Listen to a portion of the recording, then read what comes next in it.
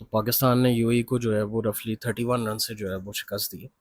और मेरे ख्याल से मैं अगर पर्सनली इस विक्ट्री को कहूँगा तो इतना ज़्यादा इसको कन्विंसिंग एक विन नहीं मानूंगा, क्योंकि ये कि एक स्टेज पे ऐसा लग रहा था कि पाकिस्तान से ज़्यादा बड़े मार्जिन से जो है वो यूएई के खिलाफ जीतने में कामयाब होगा। और अगर आप दोनों मैचेस में देखें तो आपको बहुत ज़्यादा बड़े मार्जिन से नहीं जीत रहे, और यूएई वो टीम है जो कि दुनिया की टॉप क्लास टीम्स के अंदर कंसिडर नहीं होती। और एक स्टेज पे अगर आप देखें तो यूएई के 76 रन पे 5 खिलाड़ी आउट हो चुके हुए थे, तो वहाँ पर डेफिनेटली आपको कोशिश करनी चाहिए थी कि आप इनको 100 110 80 90 रन की कम से कम आपकी विक्ट्री होती। बॉलिंग पे अगर पाकिस्तान की पहले बात करें, बॉलिंग बैटिंग दोनों के ऊपर, तो बॉलिंग आपकी आज काफ़ी ज़्यादा जो है वो कल एक्सपेंसिव साबित हुई थी। सलमान मिर्ज़ा, वो भी 10 से ऊपर की उन्होंने इकॉनमी से रन्स किए हैं। हसन अली ने भी रन्स कंसीड किए। टॉस जीतकर बैटिंग करना एक अच्छा फैसला था, और ऐसा नज़र आ रहा है कि ये शारजा की जो पिचेज़ हैं, ये बैटिंग के लिए बहुत अच्छी और साजगार साबित हो रही हैं।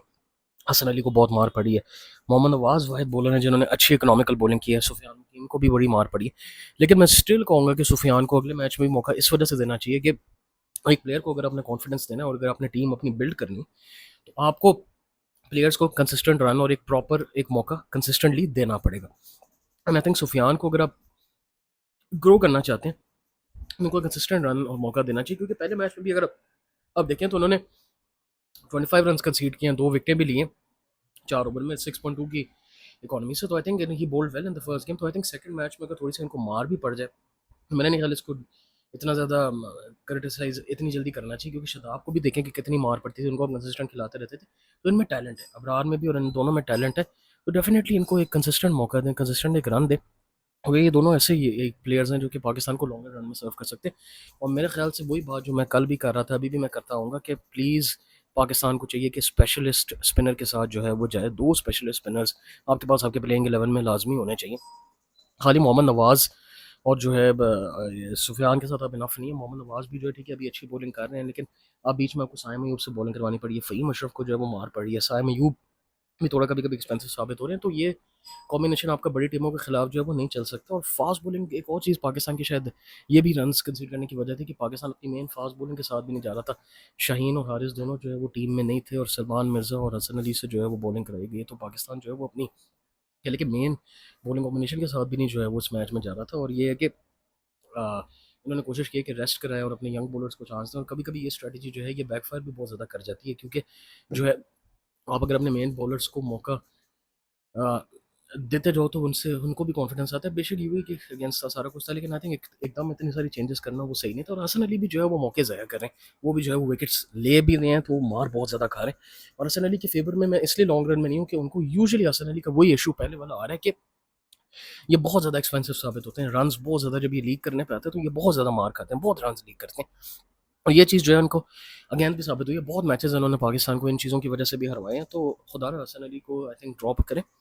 और आई थिंक इससे बेहतर वही है कि शाहीन हारिस के साथ ही आप जो है कंटिन्यू करें। और बैटिंग में जो है अगर आप बात करें पाकिस्तान की बैटिंग में मेन स्ट्रेट जो है वो सायम अयूब साबित हुए और हसन नवाज साबित हुए।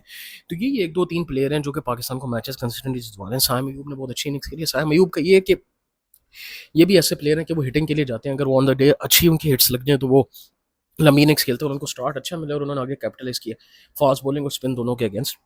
हसन नवाज ने भी बहुत अच्छी इनिंग्स खेली है मिडिल ऑर्डर में। और हसन नवाज फाइनली उनकी शक्ल में आपको एक ऐसे प्लेयर मिल गए जो पाकिस्तान को मिडिल ऑर्डर के अंदर भी सर्व करें। पाकिस्तान के मिडिल ऑर्डर के भी बहुत ज़्यादा मसले मसाइल थे शोएब मलिक वगैरह के जाने के बाद, और हसन नवाज उस चीज़ को पूरा करो। और हसन नवाज अगर परफॉर्म करेंगे तो वही बात है, इरफान नियाजी और कपल ऑफ अदर प्लेयर्स जो कि अब्दुल समद है उनका आना बड़ा मुश्किल हो जाना है टीम में। और फ़खर जमान को मुझे लगता है कि अभी भी ड्रॉप करना चाहिए। अगर फ़खर जमान कंसिस्टेंटली परफॉर्म नहीं करे तो फ़खर की जगह अभी भी आपको मुझे लग रहा है कि बाबर आजम उनको अभी भी रिप्लेस कर सकते हैं। बाबर आजम अगर थोड़ा सा स्कोर करें, परफॉर्मेंस दें, कल उन्होंने लेजेंड मैच में जिस तरह किया, तो अभी भी आई थिंक वो फ़खर ज़मान से बेहतर साबित हो सकता है। फ़खर ज़मान को रिप्लेस कर सकते हैं, क्योंकि फ़खर ज़मान जो है वो बेशक एक अच्छे प्लेयर हैं, लेकिन T20 में मेरा नहीं ख्याल कि वो इतने इफेक्टिव साबित हो रहे हैं as compare to one day. One day में ये भी डिफरेंस है दोस्तों कि वनडे में आपके पास टाइम ज़्यादा होता है, लंबी गेम होती है, 50 ओवर्स होते हैं आपके पास, ये 400 गेंदे हैं। T20 में आपको आते साथ बॉल वन से मारना पड़, और शायद फ़खर से इन स्लो पिचेस के ऊपर नहीं वो हिटिंग कैपेसिटी पूरी हो पा रही। तो मेरे ख्याल से फ़खर का मुझे मुश्किल लग रहा है कि आगे वो एशिया कप में खेलेंगे अगर उनकी परफॉर्मेंस इस तरह नहीं। फिलहाल तो स्क्वाड में देखते हुए शायद हो सकता है कि हुसैन तलत या मोहम्मद हारिस को यूज़ करें, मोहम्मद हारिस भी जो है वो परफॉर्म नहीं कर रहे। उससे बेहतर है कि अब साहब ज़्यादा फरहान से कीपिंग करें, और शायद हो सकता है कि हुसैन तलत को मौका दिया जाए।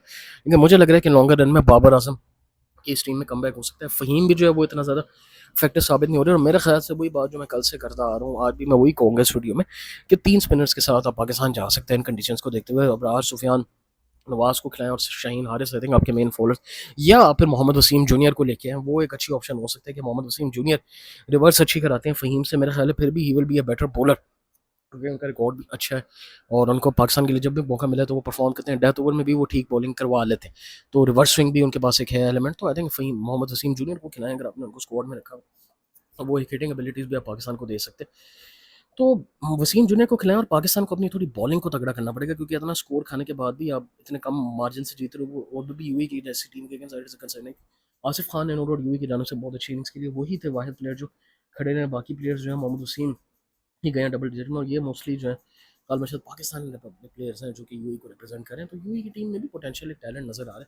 उन्होंने पाकिस्तान को टफ टाइम दिया, लेकिन पाकिस्तान को भी चाहिए कि अपनी बॉलिंग अच्छी करे। बॉलिंग पाकिस्तान की दोनों मैचेस के अंदर थोड़ी वीक नजर आई, जिस तरह राशिद खान ने भी आपको नीचे हिटिंग किया, वही मसले आ रहे हैं कि स्टार्ट में आप आउट कर रहे हो, लेकिन बाद में आप वही बात है कि क्लिनिकल फिनिश आपकी बॉलिंग आपको नहीं दे पा रही, रन्स बहुत ज़्यादा कंसीड कर रहे हैं। और अगर आप इन टीम्स के खिलाफ 30-30 रन से जीते हैं तो बड़ी टीम्स आपको बड़ा टफ टाइम दे सकती हैं। कहीं तगड़ी टीम आए, जैसे अब आपने इंडिया से भी खेलना है, अलवन श्रीलंका से भी आप खेलोगे, बांग्लादेश ने भी आपको देख लो आपके साथ क्या हाल किया। तो ये है कि अगर आप वही बात है कि इन टीम्स के अगेंस्ट इतना मुश्किल से जीतना है, तो फिर बड़ी टीम्स के अगेंस्ट आपका क्या होगा, पोटेंशियल इस टीम में है, लेकिन आपको थोड़ा सा रन रेट बेहतर करने के लिए बेहतर माहौल से जीतना होगा, ताकि पाकिस्तान की जो है वो विनिंग वेज में है। लेकिन इट्स गुड, पाकिस्तान को विक्ट्रीज मिलना शुरू हुई हैं, कॉन्फिडेंस है।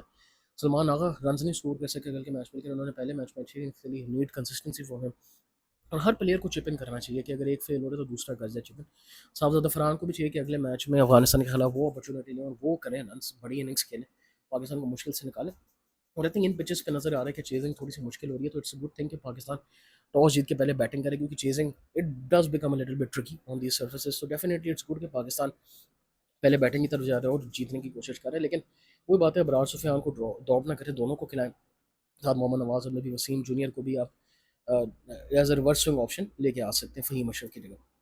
तो ये पाकिस्तान का अगर कॉम्बिनेशन बन जाता है, पाकिस्तान इंप्रूव टीम बन सकती है। सो अगर दैट्स गुड वीडियो, पीपल्स के पेज को लाइक कर, बोल कर सब्सक्राइब करें, हम लोग तब तक के लिए मुझे दीजिए इजाजत। टेक गुड योरसेल्फ एंड अल्लाह हाफिज़।